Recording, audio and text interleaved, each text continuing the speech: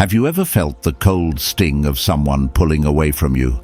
One day they're close, warm, and familiar, and the next, it's as if they've built an invisible wall. They ignore you, leaving you lost in a fog of confusion and hurt. It feels like standing in a room where the light has suddenly gone out, grasping for answers in the dark. But here's the truth no one tells you. This isn't the end, it's your beginning.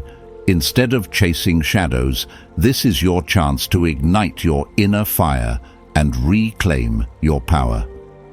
When someone pulls away, it's not a rejection, it's a redirection, a reminder that your strength isn't tied to anyone else.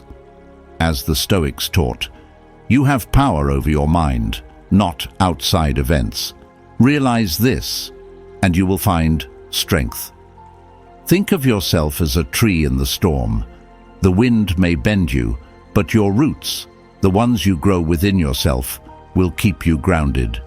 If you've ever felt the pain of someone stepping away, this is your moment to step up. You don't need their validation, you need your focus. In the absence of their attention, you can build something unshakable, your own resilience. This is the lesson of Dark Stoicism Psychology, to embrace the unexpected as fuel for growth, to turn silence into strength, and to become the unmovable center of your own universe. Are you ready to take control and rise above? Let's dive into how you can transform this moment into your greatest power. Number 1. When they pull away, let them go. It's time to take the reins. It happens to all of us at some point. Someone you thought was close to you pulls away, leaving behind an empty silence that feels like a wound you can't see, but still feel. It's like standing in a room where all the air has been sucked out. You're left gasping, trying to figure out what went wrong. The first instinct is to chase them, to ask why, or what did I do? But let's get one thing clear. When someone pulls away, it's not your job to fill the gap they've created. It's your signal to stand tall, to reclaim your space, and to shift the focus back to the one person who truly matters, you. You might think, but what if I did something wrong? Shouldn't I try to fix it? Here's the hard truth. Even if you did everything right, you can't control how someone else feels or behaves. People's actions are often reflections of their inner struggles, not your worth. When someone drifts away, it's like a bird flying from your shoulder. It was never meant to stay forever. Marcus Aurelius, the Stoic emperor, put it perfectly. You have power over your mind, not outside events. Realize this, and you will find strength. Picture yourself as a ship anchored in turbulent waters. When the storm comes, when someone pulls away, it's tempting to drift along with the chaos. But anchors don't move. They hold firm, and so should you. Let the storm rage on if it must. Your peace doesn't depend on whether someone stays or goes. It's normal to feel hurt, even angry. You might wonder, why would they do this to me? But here's another hard-hitting truth. People act in ways that make sense to them, not to you. Maybe they're battling their own insecurities, their fears, or even their own pain. None of it defines your value. When someone pulls away, it's their story unfolding, not yours. Don't hand over the pen and let them write your next chapter. Instead of clinging to their absence, focus on what you do control, your response. The Stoics believed that true power lies in how we choose to react to life's challenges. Epictetus once said, "It's not what happens to you, but how you react to it that matters."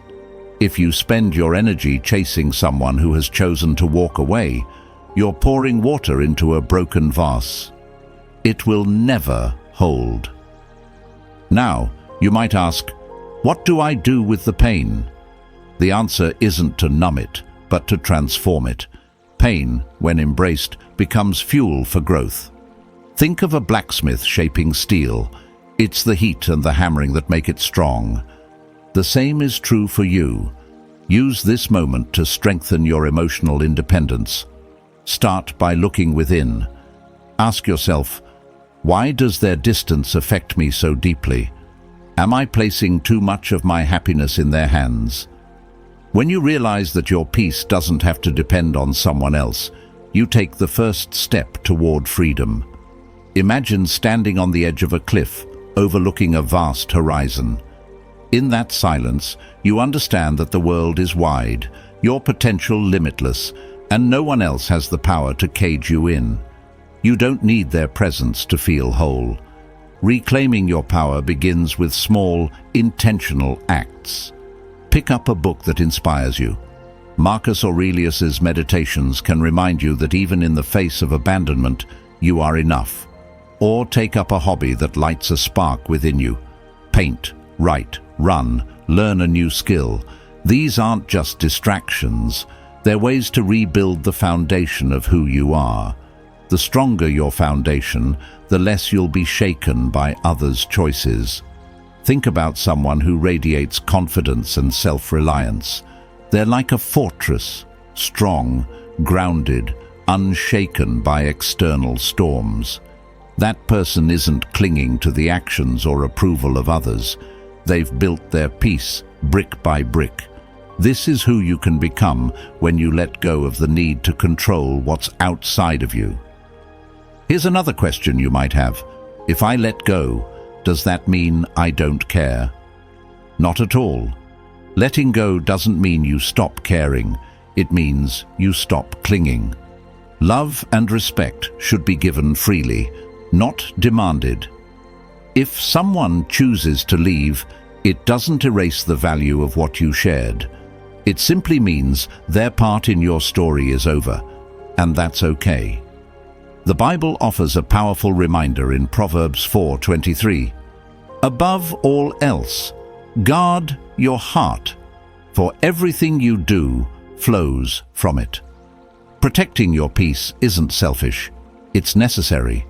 When someone pulls away, don't waste your energy trying to pull them back.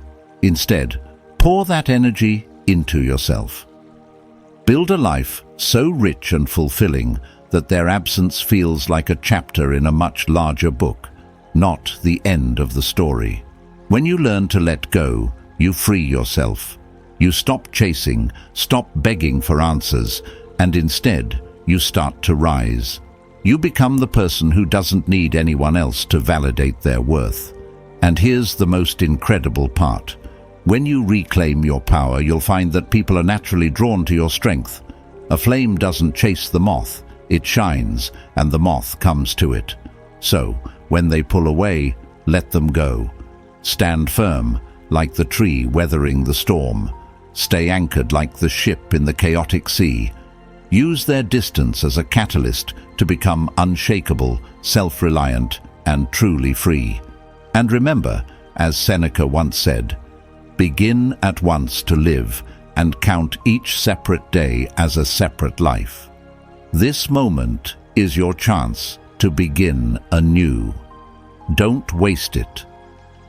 Number 2, when they drift away, anchor yourself in power. It's a crushing feeling when someone you care about pulls away from you. Their silence feels like a deafening roar, echoing all your doubts and insecurities. You replay every moment, wondering if it was something you said, something you did, or something you failed to do. It's like being stuck in quicksand. The harder you struggle to understand, the deeper you sink. But let me ask you this. Why are you searching for answers in someone else? Why is your sense of worth resting in their hands? Here's the truth you need to face. If you keep waiting for someone to come back or validate your value, you're like a ship adrift in the sea, hoping the wind will carry you to safety. Instead, you must drop anchor within yourself. The strength you're looking for is already inside you. You just have to claim it. Marcus Aurelius once said, You have power over your mind, not outside events. Realize this, and you will find strength. Think about that for a moment. Their actions, their silence, their distance, none of it is under your control. But what is within your power? How you respond. You can either crumble under the weight of their withdrawal, or you can see this as an opportunity to fortify your inner self. Imagine you're standing in the middle of a storm. The rain lashes against you, and the wind howls, threatening to knock you down. You can't stop the storm. It's beyond your control. But you can decide whether to stand firm or let it sweep you away. This is what Stoicism teaches us, to focus on what we can control and let go of the rest. Their behavior isn't about you. It's about them. Your reaction, though, that defines who you are. When someone pulls away, it often triggers a sense of rejection. The human mind is wired to seek connection, so when that bond feels threatened, it's natural to panic. But here's a different perspective. Their pulling away is not about rejection, it's about redirection. It's a call for you to stop looking outward and start looking inward. Think of yourself as a builder. Their absence is the empty plot of land you've been given.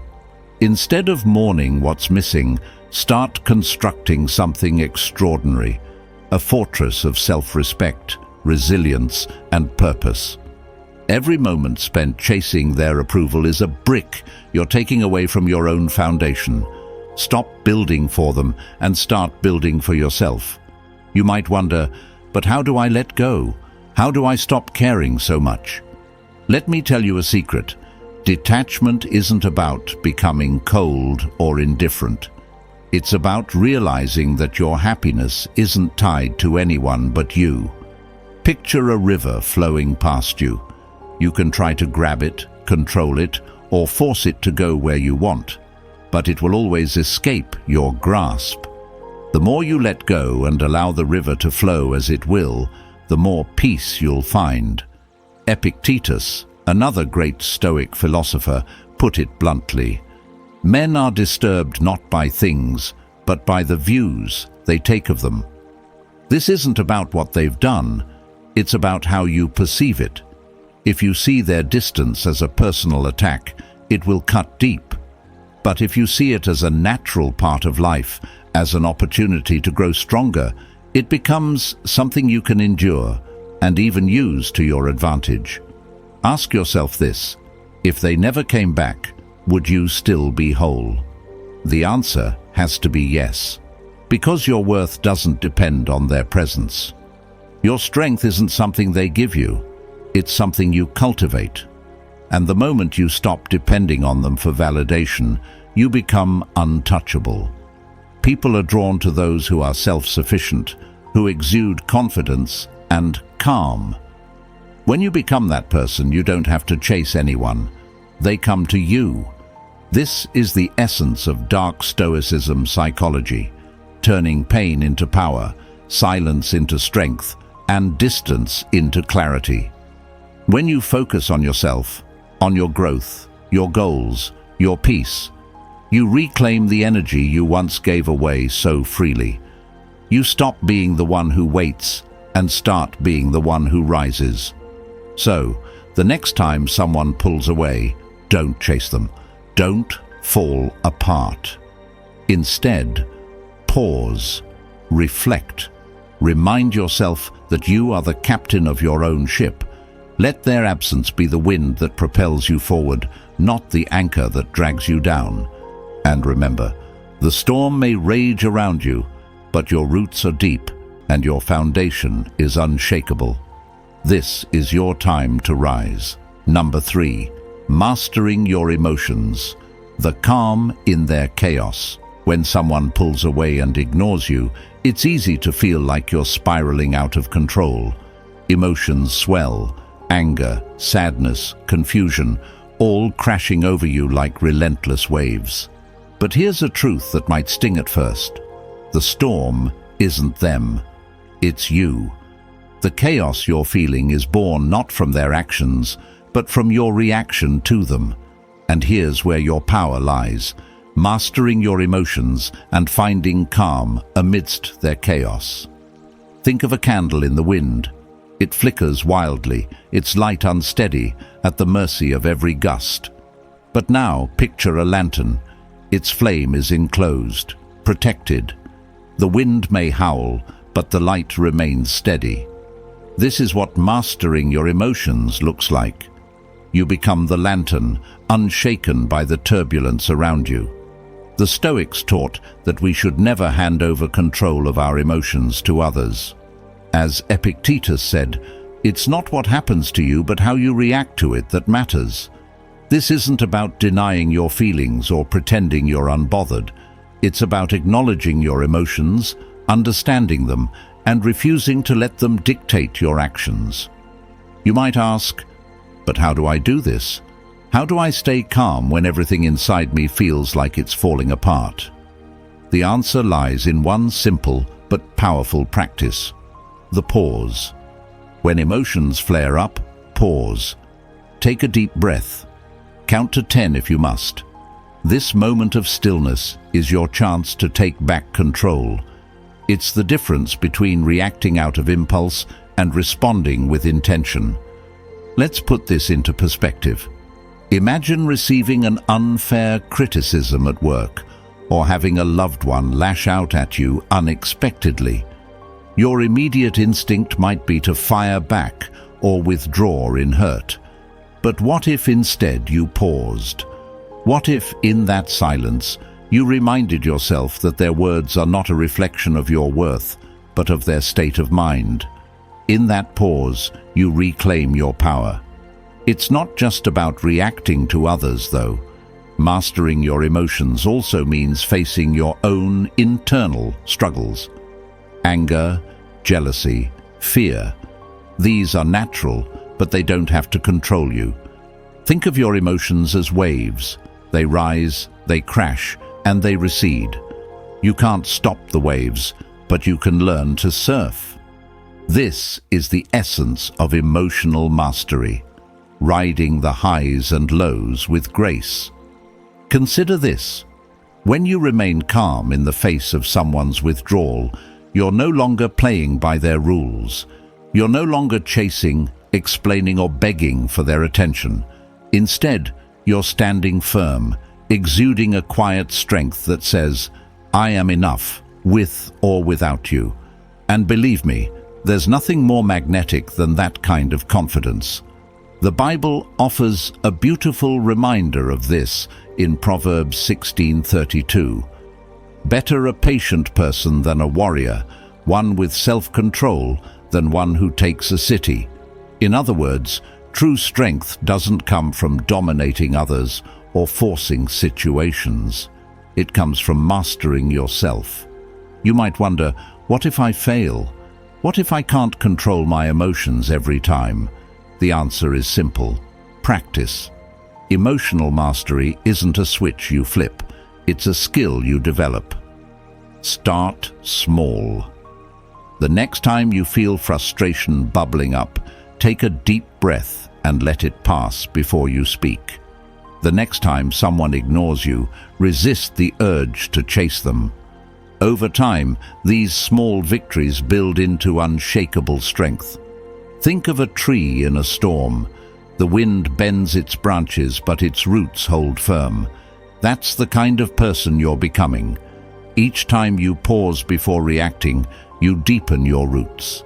Each time you refuse to let someone's actions dictate your peace, you grow stronger. Mastering your emotions doesn't just protect you, it transforms you. It turns you into the calm amidst the chaos, the eye of the storm. People are drawn to that kind of energy, to someone who radiates stability in a world full of turmoil. And the best part? It's not just about them, it's about you. The peace you find within yourself is the greatest gift you can give to yourself and the world.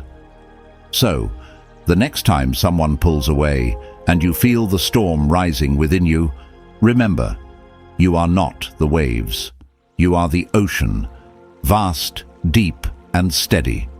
Their actions may ripple across your surface, but they can never shake your depths. This is your power. This is your calm. Number 4. Letting go of control. Freedom in surrender. When someone pulls away, the first instinct is often to hold on tighter. You want to pull them back, fix the situation, or convince them to stay. It's as if you're gripping a rope that's slipping through your hands, and the harder you clutch it, the deeper the burn. But here's a truth that can set you free. Sometimes the only way to regain your strength is to let go. Letting go isn't weakness, it's wisdom. Imagine trying to hold back a river with your bare hands. No matter how strong you are, the current will always win. The more you resist, the more exhausted you become. But when you stop fighting and step back, the river flows freely, and you're left with peace. This is what surrendering control looks like.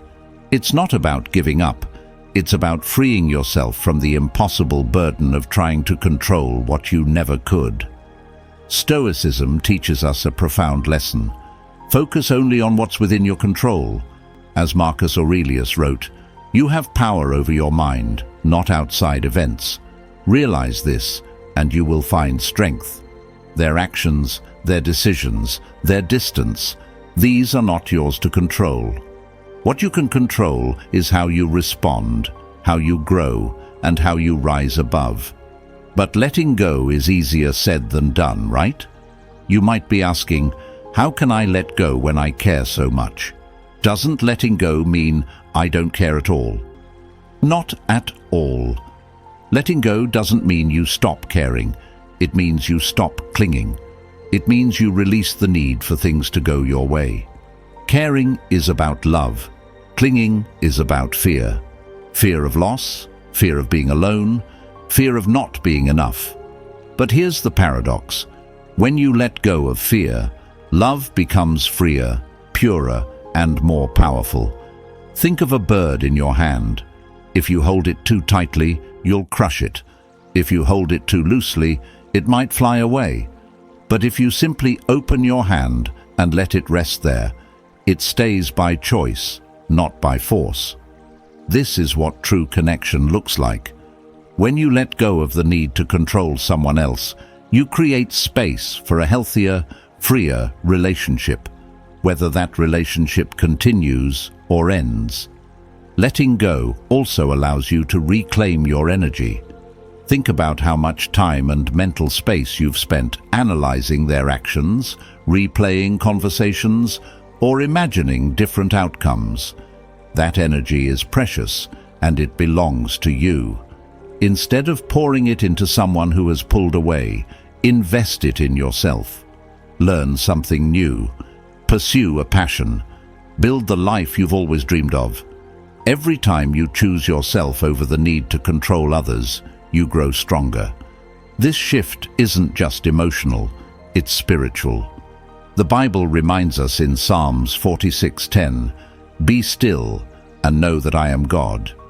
In other words, trust that there is a greater plan at work, even when things don't unfold the way you want. Letting go is an act of faith. Faith in yourself, faith in the universe, and faith in the idea that what is meant for you will never miss you. You might wonder, but what if they never come back?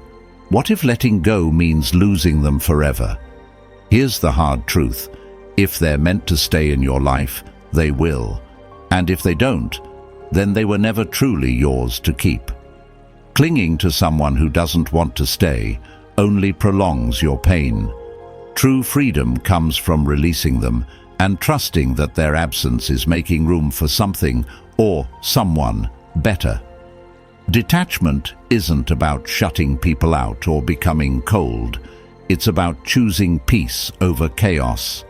It's about saying, I release you, not because I don't care, but because I care about myself too much to suffer for what I can't control. And in that release, you find a profound sense of freedom. Imagine a kite soaring high in the sky. It dances on the wind, untethered and free. That's what happens when you let go. You stop being weighed down by what you can't control, and you start to rise. You become lighter, more focused, and more alive. And here's the beautiful irony. When you let go of trying to control someone else, you often inspire them to return, drawn by the strength and serenity you've found. So, the next time you feel the urge to grip tighter, pause. Ask yourself, is this fight worth losing my peace? More often than not, the answer will be no. Let go. Trust the flow of life. Be like the river, not the dam. And remember, in surrendering control, you don't lose power, you gain it. Number 5. Becoming unshakable. Build your fortress of self-worth. When someone pulls away from you, it feels like a part of your foundation has cracked. You question your worth, your actions, and sometimes even your purpose. But what if the foundation you were relying on wasn't as solid as you thought? What if their absence is your opportunity to rebuild something stronger, something unshakable, a fortress of self-worth that no one can tear down? Let's face it, most of us have, at some point, tied our sense of value to someone else. Their attention feels like sunshine, their approval like oxygen, and when they withdraw, it feels like the light has gone out and you're gasping for air. But here's the thing, you were never meant to depend on someone else for your light or your breath. Your self-worth isn't something to be borrowed, it's something to be built. Imagine a castle standing tall on a hill. If its walls are built with weak stones, they crumble at the first sign of a storm. But if those walls are made of strong, unyielding materials, no wind, no siege, no force can bring them down. Your self-worth is that castle, and now is the time to fortify it. Building this fortress begins with a choice. The choice to stop seeking validation from others and start finding it within yourself. Ask yourself, why do I need their attention to feel whole? Why am I giving them the power to determine my value? These questions may be uncomfortable, but they're necessary, because once you face them, you'll see the truth. Your worth was never theirs to give or take. It's yours. Think of your self-worth as a garden. Every time you prioritize your growth, pursue your passions, or embrace your individuality, you're planting seeds. When you celebrate your accomplishments, no matter how small, you're watering those seeds. And when you stop comparing yourself to others or chasing someone's approval, you're pulling out the weeds. Over time, that garden flourishes, becoming a vibrant, beautiful space that belongs entirely to you. Marcus Aurelius once said, "Waste no more time arguing what a good man should be one." In other words, stop wasting energy trying to prove your worth to others. Instead, focus on being the best version of yourself for yourself. What does this look like in practice? It means setting goals that excite you, nurturing talents you've neglected, and building a life so full and rich that you no longer feel the need to fill it with someone else's presence. You might think, but isn't this selfish? Shouldn't I care about others? Of course, you should care about others, but not at the expense of yourself. Imagine trying to fill someone else's cup when yours is empty. You can't give your best to others unless you're first whole within yourself. Building your fortress of self-worth isn't selfish. It's the foundation for healthier, more balanced relationships. Consider the power of mindfulness in this journey. When you practice being present, you stop dwelling on the past or worrying about the future. You stop replaying their withdrawal and start focusing on the here and now. This presence allows you to see your own value clearly, free from the fog of doubt and insecurity. The Bible offers a timeless reminder in Proverbs 4:23. Above all else, guard your heart, for everything you do flows from it. Guarding your heart doesn't mean closing yourself off. It means protecting your self-worth from being dictated by others. It means recognizing that your value flows from within, not from the opinions or actions of those around you. As you build your fortress, you may notice something extraordinary. People are drawn to you.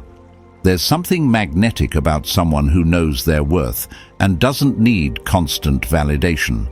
Like a lighthouse, your confidence becomes a beacon, not because you're seeking attention, but because your light shines so brightly it's impossible to ignore. But the real beauty of this fortress isn't how others see it. It's how it makes you feel. When you know your worth, you're no longer shaken by someone's absence or rejection. You stop chasing, stop clinging, and start thriving. And here's the irony.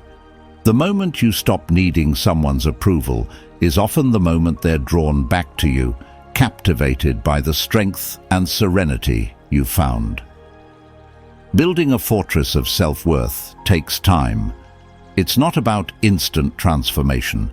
It's about daily choices. It's about choosing to love yourself on the days when it feels easy, and more importantly, on the days when it feels hard. It's about reminding yourself that your value isn't tied to anyone else. It's about standing tall, even when the winds of doubt and rejection blow. So, the next time someone pulls away, don't let your foundation crack. Use that moment to strengthen your walls, to plant your garden, to shine your light. Become unshakable, because when your self-worth is solid, no storm, no distance, no silence can ever bring you down. Number 6, the quiet power of acceptance. Finding strength in letting things be. When someone pulls away, the instinct is to resist. You analyze their behavior, replay every conversation, and search for ways to fix what's broken. It's a natural reaction. We're wired to fight against discomfort. But what if the true power lies not in fighting, but in accepting?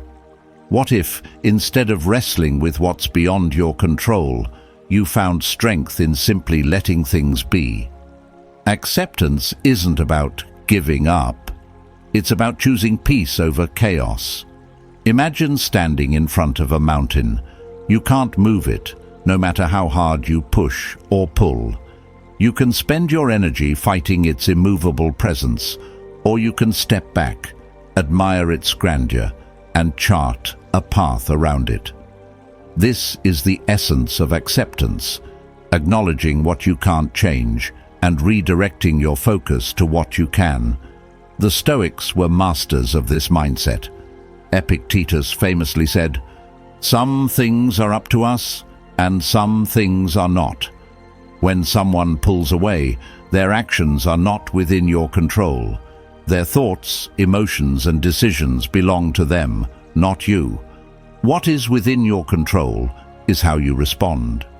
You can either let their distance consume you, or you can choose to accept it and preserve your peace. But how can I accept something that hurts so much, you might ask? It starts with reframing the situation. Instead of seeing their withdrawal as a rejection, see it as redirection. Instead of dwelling on what you've lost, focus on what this moment can teach you. Pain is a great teacher if you're willing to learn from it.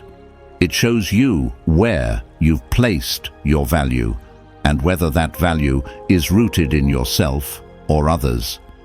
Acceptance doesn't mean you're okay with what happened. It means you're no longer allowing it to control you. Imagine holding a piece of burning coal in your hand. The longer you hold on, the more it burns you. But the moment you let it go, the pain begins to heal.